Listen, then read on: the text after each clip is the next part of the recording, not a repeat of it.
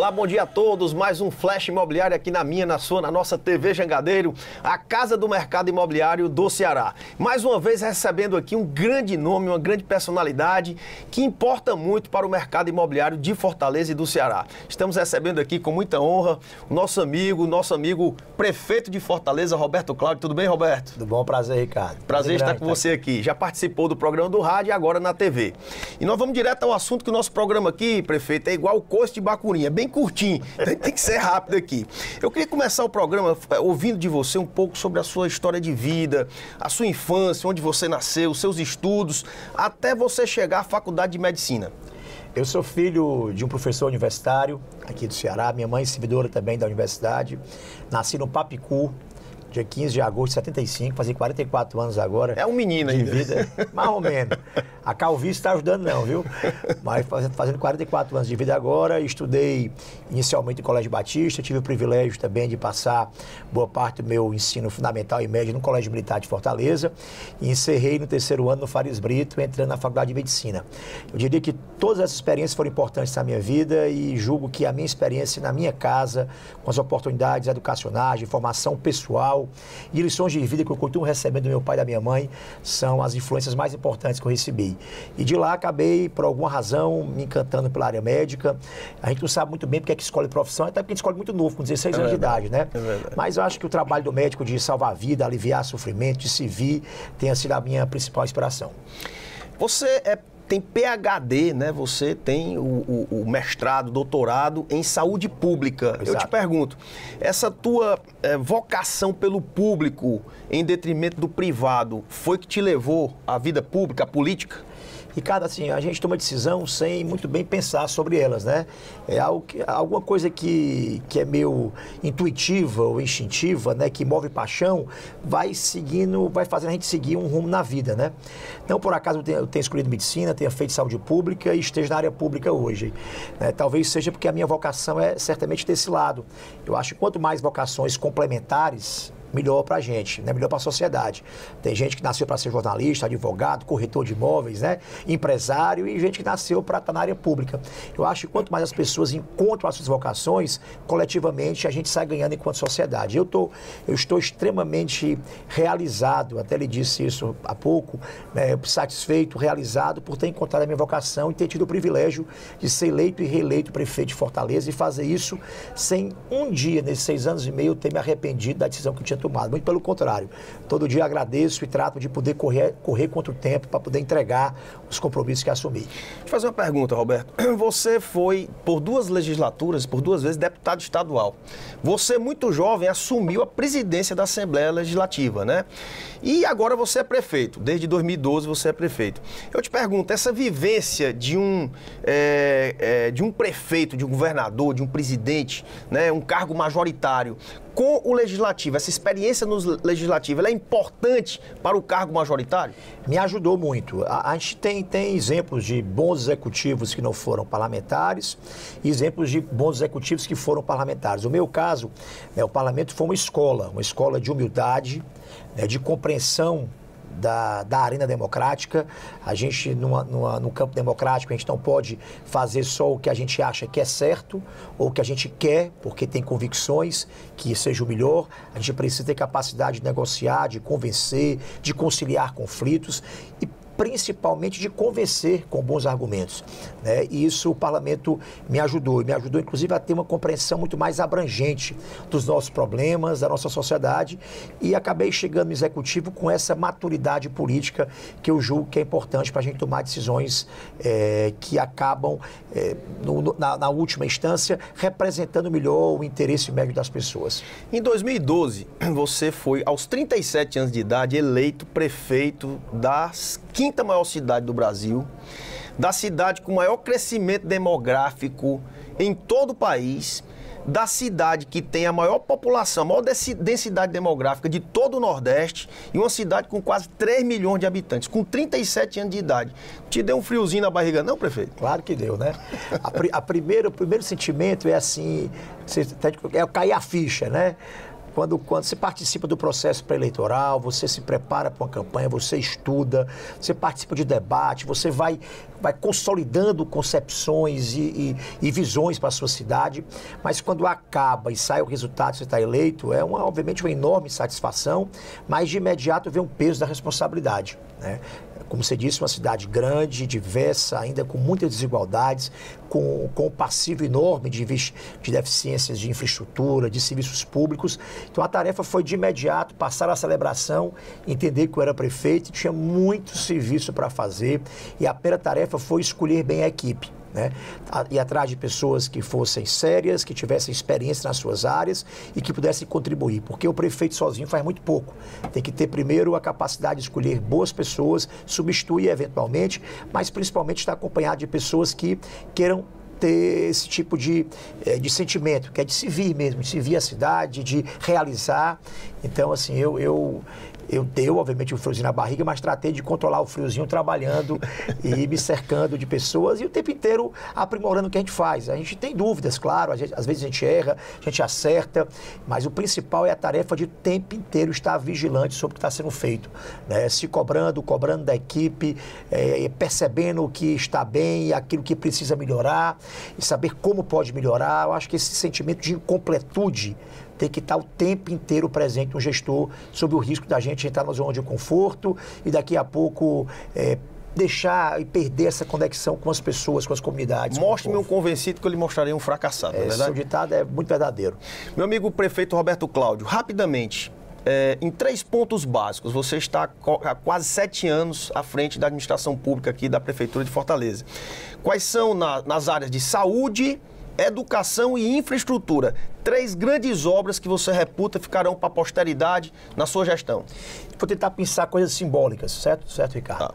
Na educação, a gente, até final de 2012, a gente não tinha nenhuma escola em tempo integral em Fortaleza. A escola em tempo integral, ela oferta mais conteúdo, ela dá a garantia de mais aprendizagem e ela protege, principalmente na periferia, a nossa juventude.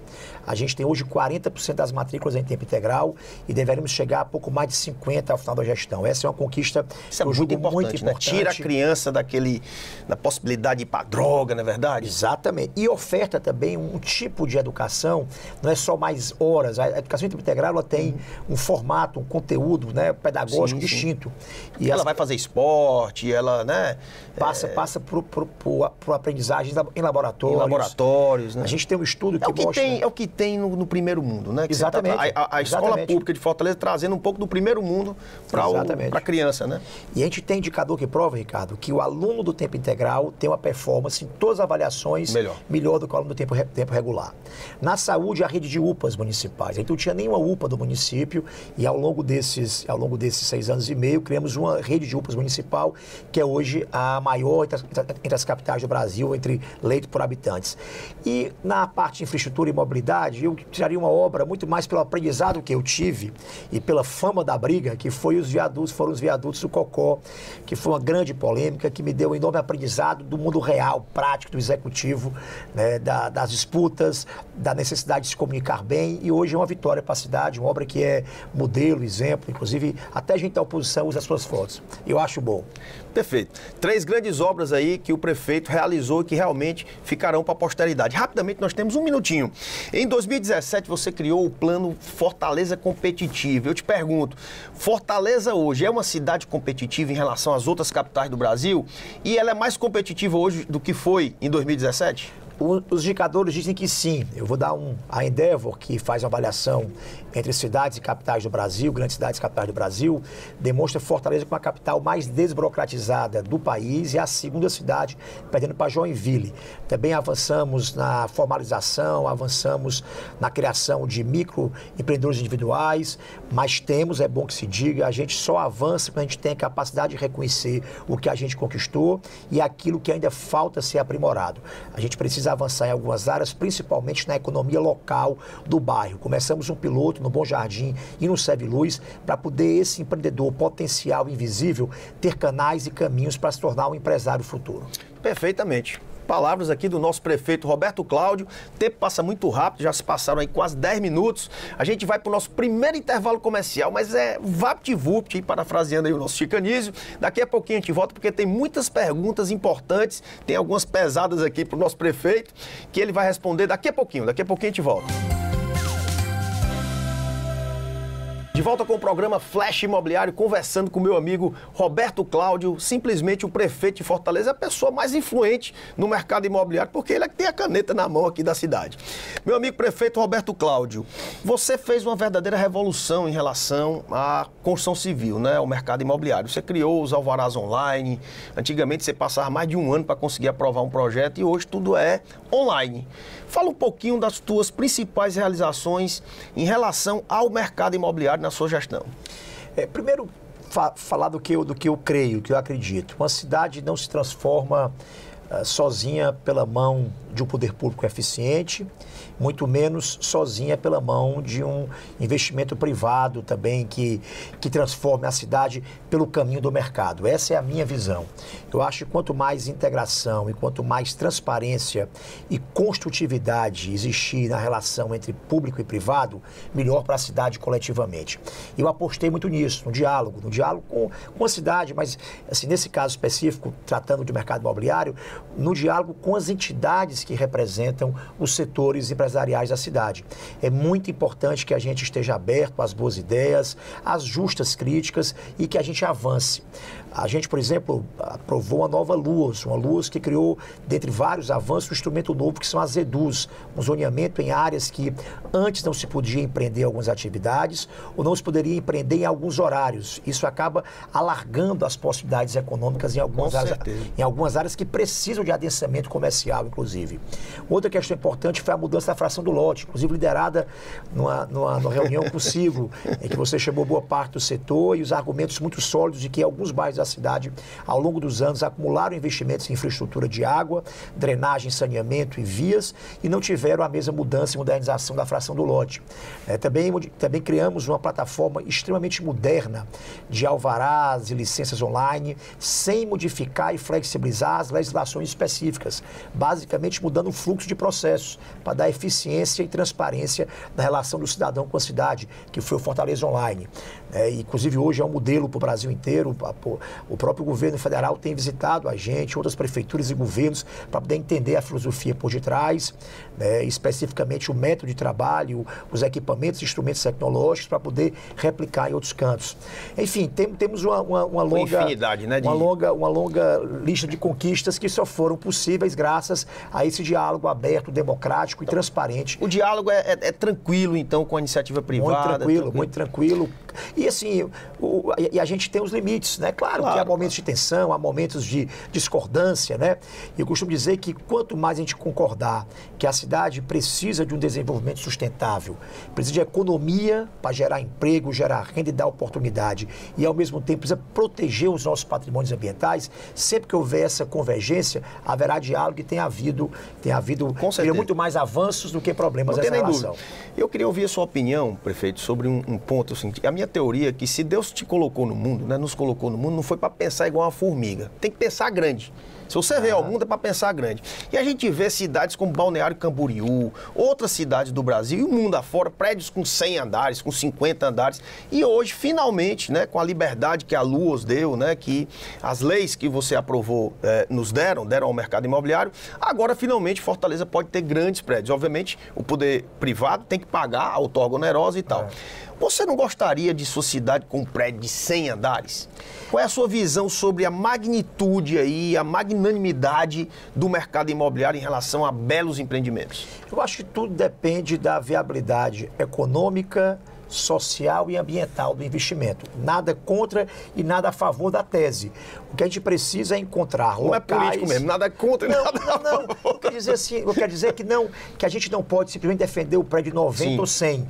É defender que empreendimento, aonde, sob que circunstância e que tipo de impacto ele vai produzir econômico para a cidade. Não é a estética dos 100 andares que eu quero responder. Sim. É muito mais o impacto desse investimento no seu entorno.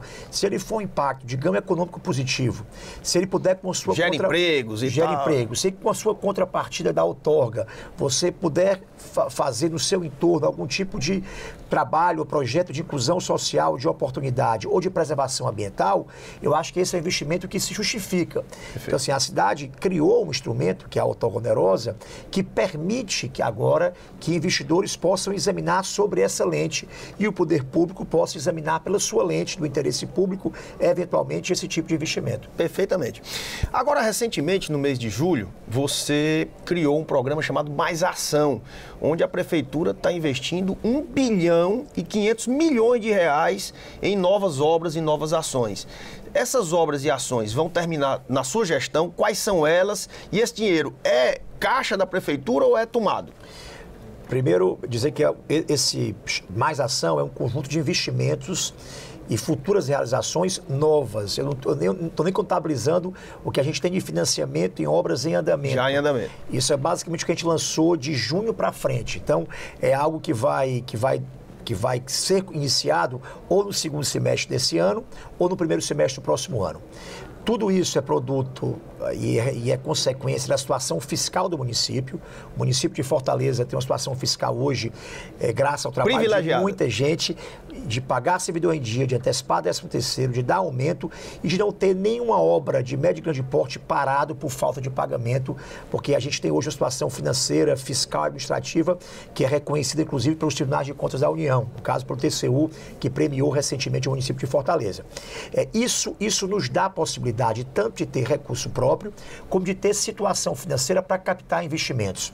Então, esse pacote envolve recursos próprios, parceria com o governo do Estado, parceria com a União e, principalmente, captação de investimentos internacionais do Banco Mundial, do BID, da CAF e nacionais do BNDES, principalmente. Então, é esse o conjunto de investimentos. É um selo de bom pagador, um selo de bom administrador que te dá essa capacidade, né? E isso, Ricardo, vai permitir que a gente tenha 2 tipos de impacto. Mudar a vida das pessoas. Esse investimento é em escola, é em creche, é em drenagem, urbanização, esgoto, é em construção de casa popular, é em reforma de hospital, é em novo posto de saúde, é no novo hospital. Então, é um investimento em infraestrutura social, principalmente nas áreas mais vulneráveis da cidade. Mas é também uma oportunidade de a gente ajudar a economia local. Na hora que a gente contrata 1,5 de obra, a quantidade de máquina, de pedreiro, marceneiro, de emprego que foi gerado, de emprego que vai ser gerado no próprio ciclo de construção. E nós, isso é o que o Brasil precisa. Exatamente. É de obra de infraestrutura. De investimento em infraestrutura. É isso, na veia, graças à situação fiscal do município. Mas o principal, isso gera também um impacto indireto positivo para o mercado imobiliário. Por exemplo, vamos fazer o bioparque do Passaré. Vamos fazer a urbanização da Beira-Rio Ceará. Vamos fazer... Valoriza todo o entorno. Riacho Maceió Novo, ali da Tavares Coutinho, uma abolição. Então, um conjunto de áreas ambientais ou áreas da cidade que vão receber uma nova infraestrutura que certamente vai despertar ou permitir um novo interesse de investimentos privados, inclusive, do seu entorno. Perfeitamente. Estamos conversando aqui com o prefeito Roberto Cláudio, um papo desenrolado, é bom que a gente conversa francamente. Eu sou do ramo, eu sou do mercado imobiliário, não há nenhum interesse aqui, é por isso que a conversa flui com franqueza e tal. E eu vou te fazer, Roberto, mais 2 perguntas fortes, né, de interesse da população. No próximo bloco, a gente vai para um rápido intervalo, daqui a pouquinho a gente volta com perguntas muito pertinentes de interesse de todos nós. Daqui a pouco a gente volta. Conversando aqui com o nosso prefeito Roberto Cláudio, aqui no nosso programa Flash Imobiliário, um sucesso do rádio, agora também na TV. E eu vou fazer uma pergunta para ele aqui forte, eu sei que você que está nos assistindo aí deve pensar, rapaz, Ricardo, por que você não fala nos buracos? Bora falar nos buracos, tá certo? Nós tivemos agora uma quadra chuvosa muito forte, além do normal, e é natural que aflorem esses malditos buracos na cidade. E eu gostaria de ouvir de você, prefeito Roberto Cláudio, muito fortemente, que você já me disse que é uma prioridade esse tapa-buraco e mais do que isso, né? A revitalização das vias. Como é que a prefeitura está cuidando desse assunto e se isso realmente, eu queria que você repetisse aqui, que é uma prioridade na sua gestão. Ricardo, eu acho que eu fiquei com menos cabelo e o pouquinho que eu tô ficaram um pouquinho mais branco na chuva desse ano. Essa chuva foi a chuva mais intensa de 10 anos, da minha gestão a mais intensa, e ela teve uma peculiaridade, ela foi longa. E por que que isso é importante para a recuperação do pavimento? É que para a gente fazer uma operação de recomposição e recuperação de pavimento, a gente precisa de vários dias de sol. Então a gente não teve trégua, a chuva não deu trégua esse ano. A gente só pôde começar, de fato, uma grande mobilização em junho. Normalmente, para você ter uma ideia, eu começo com 9 a 10 equipes. A gente começou com 21 equipes em junho. Mais do dobro, né? Mais do que o dobro. Como a cidade inteira ficou prejudicada por esses buracos, a gente utilizou uma dupla metodologia. Vias, grandes vias, as vias de acesso ao transporte público, que são as mais importantes, e poligonais de bairros. Alguns poligonais incluem 2, 3 bairros, inclusive. A gente está fazendo 12 poligonais por semana. A capacidade que a gente está tendo com essa mobilização média é essa. Então, é questão de tempo. A gente vai resolver isso de forma prioritária. A gente tem uma reunião semanal, toda semana acompanhado com os regionais, com os contratos. O mais importante, que é recurso, equipe mobilizada e fiscalização, a gente está tendo.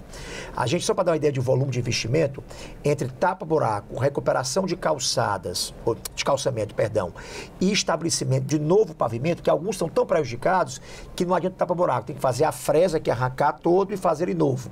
Tudo isso a gente reservou mais de 80 milhões para esse ano. Então a tarefa agora é mobilizar a equipe, realizar e monitorar. Mas fique tranquilo que essa preocupação sua é uma preocupação minha, até porque eu ando na cidade todo dia, vejo e sou cobrado. E a nossa tarefa é essa. Como eu falei, quando eu não tenho um problema, eu me acordo atrás de um. E esse é um que já me deixa todo dia levantado, sabendo que ele existe e que precisa ser resolvido. Pode ficar tranquilo a população, que a gente está, inclusive a gente tem um mapeamento deles hoje, as áreas da cidade onde estão mais presentes. A gente está fazendo agora poligonais em bairros. A gente terminou com o Fundo Ceará, lá, por exemplo, eu estou acompanhando por regional. Na assim que a gente fez até semana passada com o Fundo Ceará, Granja Portugal. Iniciamos agora ali vizinho, Altran Nunes, Henrique Jorge, João 23, Jockey Clube. Então estamos fazendo isso, terminamos Barra do Ceará, fomos para Vila Velha e Quintino Cunha. Então a cidade inteira vai ser coberta, é uma questão de tempo, só pedir permissão e dar a explicação que a chuva e a ausência de uma trégua dela ao longo do tempo acabou justificando isso. E mais, para completar também, o pessoal pergunta, mas prefeito, todo ano é isso? Infelizmente é, porque a causa para o pavimento sofrer com a chuva, normalmente é a ausência de uma rede de drenagem. Se não tiver uma drenagem, que é a parte cara, mais cara que o pavimento, na próxima chuva vai ter problema de novo no asfalto. Então a gente está fazendo também um investimento paralelo em micro e macro drenagem, que é essa obra que rasga o fundo, bota cano embaixo. Para durar mais, né? Para o asfalto, quando chover de novo, durar mais. Exatamente isso. Claro que a gente não vai resolver todo o déficit de drenagem da cidade, mas a gente vai avançar na cobertura de drenagem em Fortaleza. Então a gente pode ter a certeza de que é uma prioridade. Total, absoluta, em pouco tempo, né, já que tem muitas equipes mobilizadas, essa problemática de buraco vai desaparecer em Fortaleza. Vai desaparecer, claro, a gente pontualmente vai ter um buraco outro ainda. É normal. Vai ter mais mas a frequência do problema e a intensidade do problema vai obviamente se esmaecer com o tempo, pelo volume de investimentos que a gente está fazendo simultaneamente agora e com as equipes mobilizadas. A nossa beira-mar, né, nosso maior cartão postal aqui de Fortaleza, né, porque você fala em Ceará, você fala em Beach Park, você fala em equipamentos que não são propriamente em Fortaleza. Eu acho que Fortaleza merece ter um equipamento que atrai a turista, que é uma grande indústria que é pouco utilizada no Brasil, né? E aí eu lhe pergunto, a nossa beira-mar, como é que ela vai ser rapidamente, que o programa está acabando, e aquela obra ali, que é como se você trocasse o pneu da bicicleta andando de bicicleta. O que é que pode ser feito para minorar o transtorno ali do pessoal do entorno?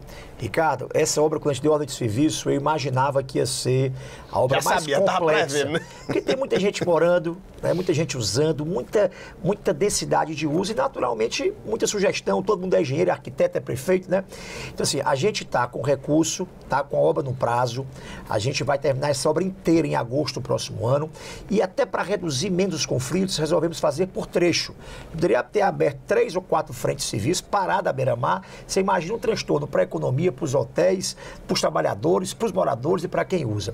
Então, estamos tentando agir na maior, dentro do possível, na maior democracia, né, ouvindo, recebendo sugestões e críticas. O Ferrugem tem sido muito importante nisso. nisso para poder mediar esses conflitos, mas o mais importante, a obra vai terminar e vai dar orgulho à Fortaleza. A Beira-Mar, que já é um cartão postal e a nossa maior indústria de empregos do turismo, será ainda mais importante e, quem sabe, mais atrativa para novos investimentos que impactem o emprego e a renda do turismo em Fortaleza. Rapidamente, 15 segundos para a resposta.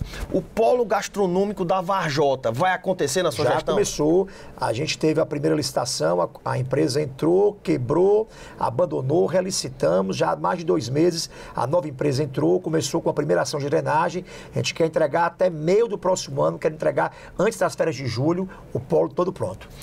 Prefeito Roberto Cláudio, com tantas ações, a gente pode falar o que quiser da sua gestão, mas a gente tem que realmente, como é que se diz, perceber que ela foi uma administração de muitas obras, tá certo? É impressionante, onde você vai ter uma obra da sua autoria. Com todas essas ações na saúde, na educação, no transporte público, na mobilidade urbana, obras importantes para Fortaleza, você se considera o melhor prefeito da história de Fortaleza? Ricardo, ele tinha feito essa pergunta informalmente, se usava o maior prefeito. Eu até respondi brincando. Eu não conheço nenhum outro que tenha menos do que 1,64 m. Então, eu sou o menor deles, dos que eu me lembro, né? Essa avaliação, quem tem que fazer é a população, no presente e no futuro. O que eu tenho que ter é o sentimento de responsabilidade, principalmente com os compromissos assumidos, de pressa, de agilidade, porque a gente tem 1 ano e meio para entregar tudo que a gente começou, pelo menos deixar resolvido alguns problemas ou encaminhados à sua solução, e a humildade de continuar conversando sobre aquilo que a gente não conseguiu resolver ainda. 1 minutinho que falta para o nosso programa, uma pergunta forte que eu queria lhe fazer, 2. Primeiro, qual time que você torce? E segundo, você vai ser candidato a governador? Eu torço Brasil e torço todos os times do futebol cearense, inclusive querendo que Ceará e Fortaleza fiquem na Série A e o Ferrinho suba para a Série B. Governador só se for do Rotary do Lions Club.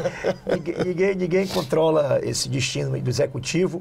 É a convicção que eu tenho, como eu disse no começo, eu tenho uma enorme satisfação, já sou realizado em ser prefeito e acho que quero continuar militando, tenho convicção que quero continuar militando na vida pública. Quando, em que cargo, ou se fora de cargo, aonde, como, isso o destino é que vai definir. Deixa o barco navegar. Deixa o barco navegar, é isso mesmo. Por enquanto é trabalhar muito para terminar esse mandato de bem com o povo, e é isso que tudo é o que está na minha cabeça nesse momento e é o mais importante para mim. Perfeito. Esse foi o nosso amigo, prefeito Roberto Cláudio, falando de tudo aqui, jogo aberto, falando de buraco, falando de suas inúmeras realizações, que a gente tem que tirar o chapéu mesmo, porque o Caba fez muito e é nossa obrigação trazer pessoas influentes para o mercado imobiliário, como é o nosso amigo prefeito Roberto Cláudio, a quem eu agradeço. E até o próximo programa Flash Imobiliário, todos os sábados, 9 da manhã, aqui na nossa TV Jangadeiro. Até sábado.